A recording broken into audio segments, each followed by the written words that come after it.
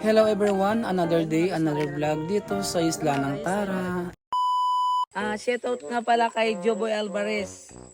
Tara mga lods, samahan niyo kami magluto ng ating merienda ngayong araw, ang cassava balls. Pagkatapos balatan ang kamuting kahoy ay hugasan ng maayos pati ng ating gagamiting gadgaran. At kapag malinis na ito, ay gagadgarin na natin upang madurog ng husto ang kamuting kahoy. Kinakailangang maingat na gadgarin ang kamuting kahoy sapagkat matalas ang gadgaran nito. Pagkatapos natin linisin, ay gadgarin natin ng ganito. Tapos, abangan nyo na lang mamaya kung ano pang susunod natin gagawin. Para mabilis kasi marami-rami ito. Tulungan mo ako, Sir Chris. Dami-dami. Guys, ang dami. Isang malaking kawali guys. So, ganda rin namin ito ngayon. Tingnan natin siya.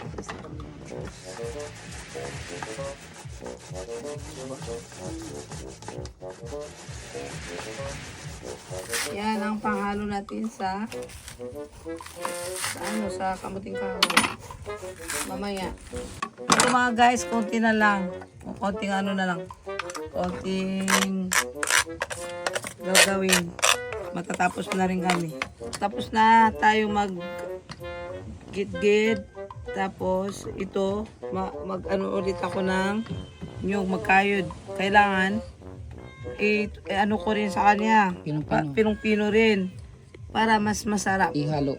Ihalo yan mamaya para mas masarap. So ito na yung ginigid natin na kamuti. Ito na yun, sir. Ito Ito na. na siya. So pinong-pino na siya. Ayan. Magkukuntian ako ngayon para mas masarap.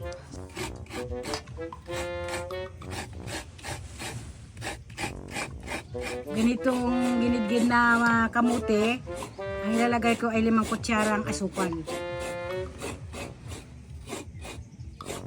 Ihalo ng asukal sa ginagad na kamuting kahoy upang magbalanse ang tamis nito habang kinakayod ang niyog na susunod namang ihalo sa kamuting kahoy na mayroon ng asukal. Ihalo na itong nyog Nyog.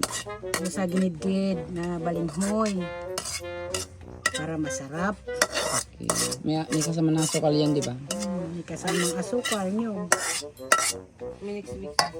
Tapos, Ito lang, halo-haloy na siya. hindi na siya pakukuluan sa tubig na wala ng ganun. Tamo sira, di pag naluto ko na to sa mantika, no?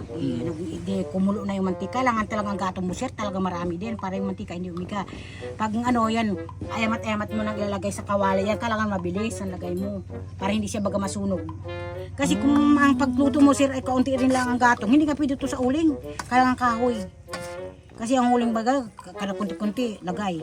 Oo. Yan. So, tapos sir, pag nga may luto na diluto na siya na, kumbaga naluto na lahat sa mantika, mag-arnibal ka ng isang basong kahit kalahati lang sa kawali, lagyan mo ng asukal, papabulakin mo, kung tunaw na yung asukal, saka umuuli ilalagay ang luto na yun, na bilog-bilog na, ilalagay mo dyan, i-mix mo uling ganyan. Pero hindi mo na ilalagay sa apoy. Gaganyanin mo na yan dito sa kawali. Kagaya sa kawali kung malaki na yun, gaganyanin mo na. Ayun mga los, pagkatapos ihalo ang ginadgad na kamuti sa asukal at ang kinayod na niyog, ay bibilogin na natin at ilagay sa dahon ng saging ng nakaagwat-agwat. Ito ay upang hindi magdikit-dikit, saka natin iprito sa kumukulong mantika. Subalit kailangan i-control ang apoy upang hindi masunog at hintayin na maging golden brown ang kulay ng cassava balls. Indikasyon iyon, naluto na ang ating cassava balls at maaari na itong ilagay at hanguin sa malinis na lalagyan. Narito mga lods ang tamang proseso ng pagprito ng cassava balls. Hindi maano siya. Hindi siya matakaw sa asukal, sa mantika. Sige. Oh, luway. Sige. Ganyan. Para marumi na sira. Ano na yata ng usok? Ayun ang nagdumi. Hindi sunog. Sige. Ikaw magkaya. Hindi, ang lakas ng apoy ito eh. Hindi. Sa apoy. Ang lakas ng apoy. Yan ang apoy. Nagbukas. Ang apoy naglakas. Lakas na ano. Yan, ganyan. Madali na sunog siya ng lakas kasi ng apoy. Kasi bakit ka kumalaka? Uy, may ano. Sabi ko siya, aroy. Sabi ko siya, bakit ka kumaywal ka sa apoy? Kasi sa mantika raw niya inaabol. Sobrang lakas. Nasunog agad. Yan ano na, matigas-tigas na, pwedeng mo nang ganyan-ganyanin. Yan, uy, wah. Kailangan itaghalo. Halo talaga yan. Yan, ganyan. Yan, yan. Nakakonsin kanina, nabigla, no? Nabigla sa inyo na Yan, hilaw pa yan. Pag ganyan, hilaw pa yan. Hilaw pa ito. Kailangan talaga ito, sawa ka ng halo. Yan. Ganyan. Maganda nga pagkagawa ng matanda. kailangan golden brown ang kulay niya. Ste, wanan mo. Magtawok. Wanan mo, Ste. Ipayan mo. Kahit ipag-isa na lang lahat natin doon. Sa kawali na yun. Yan, sir. Yan, tira mo di, ano. Yung kanya, sir, yung kung gawa na matanda na, yung ganito pulang-pula. Sa akin tayo. Kahit wala nga bak tayo. Dito natin malalaman mamaya kung Mabusisi pala yan. Yan ako. sa atin. Parang diyan ako susuko sa kanya. Ito. Ito ako nakataranta. Yan, guys. Kukunin na. Okay na yun siya. Luto. Walang hango. Hango na. Walang hango yan. Walang hango pa ngayon. Yan. Walang hango. Yan natin nilalagay parang yan. Ste, kalera. Pagtanga. Halo.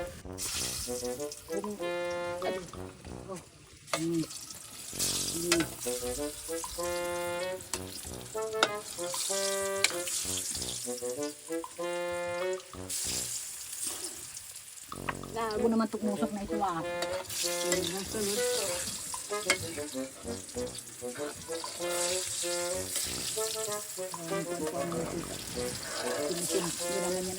Yan yung itan. Sita yan yan. Hindi yan ano. Sabihin dumi. Di oh. Hindi alam mo. Ano yan yung mga naghiwalay na ano, Na mga new. At saka ano. kamote. Kamusta. Kumbaga na, Hindi, dulangan mo pa. ano siya. Ilang ano pa ito? Mga 5. Halo.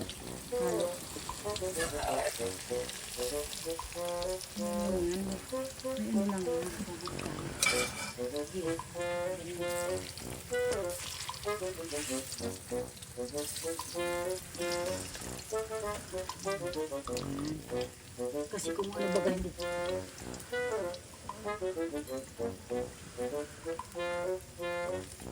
Karnibalan pa. Kasi ba, dyan din ang nanam, matamis.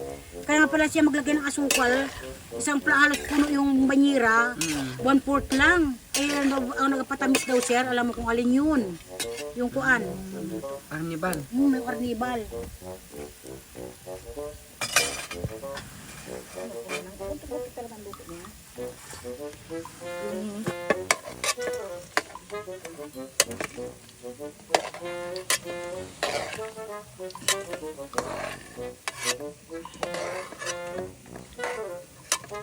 Hinta mo siya, nagaunti ang asukal. Ang ano.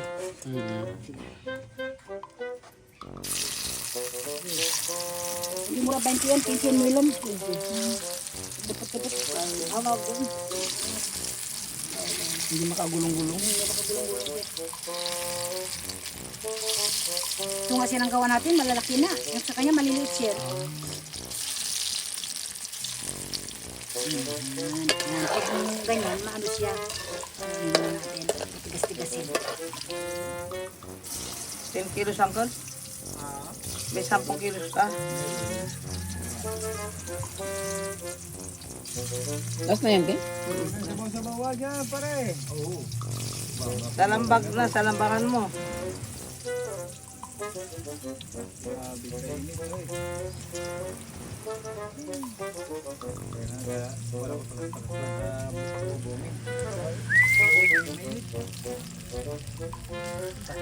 Patimbang parang isda niya. Ito si Sir Aroy, Uncle Jerry. Mga vlog mo na kami, kuya. Ate Christy.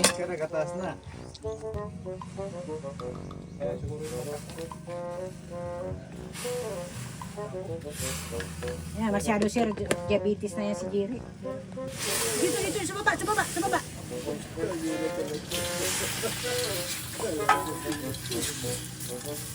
Yan, ganyan lang naman. Yan, kumbaga kung pang paano rin siya. Tama mo, sir. Pag hindi mo ganunin, madali masunog. Oo. Yun o, kasi sa nipis ng ano na ito.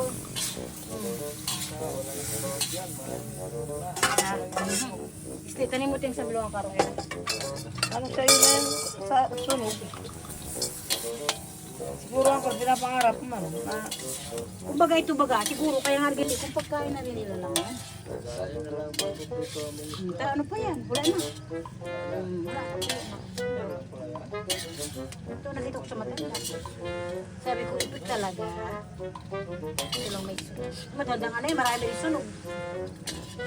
Taas kasi ng abuhan ni Binay, no?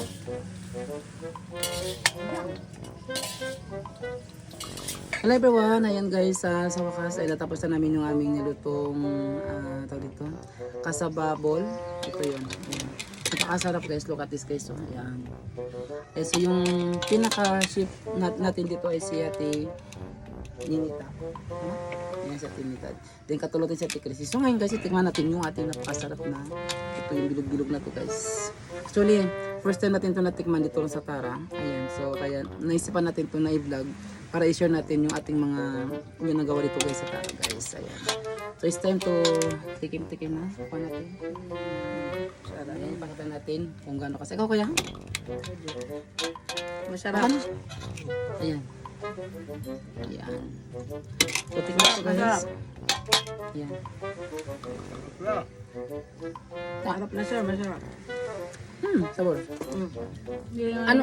Anong ano te? Ano ang iyong ano ang iyong ito? Taste, panlasa dito. Nanunuot yung kanyang sarap. Nanonood. Then malinam lang guys. Malinamnam. Saka yung ganito mga pagkain guys, ito. Tignan niyo ito. Ito ay mga less preservatives guys. Kumbaga, ito ang mga kamote guys, nasa bakuran lang natin. Kumbaga, hindi mo na kailangan maggastos pa ng malaki para makagawa ka guys ng iyong napakasarap na merinda guys. Ayan. So hanggang sa muli guys, maraming salamat sa inyong panonood. At ingat everyone. Bye-bye. Bye-bye na. Bye-bye.